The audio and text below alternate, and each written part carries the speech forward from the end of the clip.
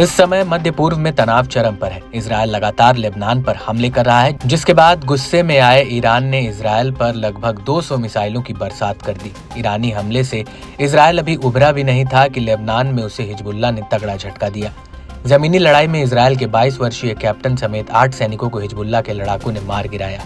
दूसरी ओर इजरायली सेना ने भी अपने जवानों की मौत की पुष्टि कर दी है। लेबनान में चल रही भीषण लड़ाई के बीच हिजबुल्लाह ने अपनी सैन्य रणनीति से आईडीएफ को पछाड़ने का दावा किया है।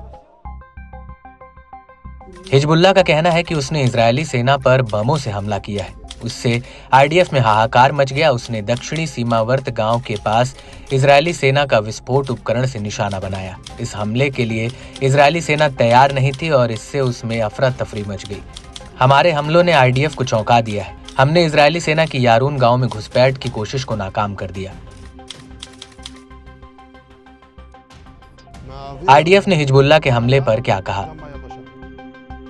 इजरायली सेना ने कहा कि 22 साल के कैप्टन इतन इत्ज़ाक ओस्टर की 2 अक्टूबर को हिजबुल्लाह के खिलाफ लड़ाई में मौत हो गई। लेबनान में युद्ध अभियानों में मारे गए जवानों की संख्या 8 हो गई है। वहीं हिजबुल्लाह के खिलाफ जमीनी लड़ाई में इजरायल के लिए यह डरा देने वाली खबर है, क्योंकि हिजबुल्लाह से पहले इजरायल पर ईरान ने मिसाइलें दागी और उसके बाद हिजबुल्लाह के हौसले बुलंद हो गए और उसने भी इजरायली सैनिकों पर हमला कर दिया। बता दें कि इससे पहले आईडीएफ ने कहा था कि दक्षिणी लेबनान में हिजबुल्लाह आतंकवादियों के साथ उनके सैनिकों की भीषण मुठभेड़ हो रही है, लेकिन अब खबर आई है कि हिजबुल्लाह ने इजरायल के 8 सैनिकों को मार गिराया है।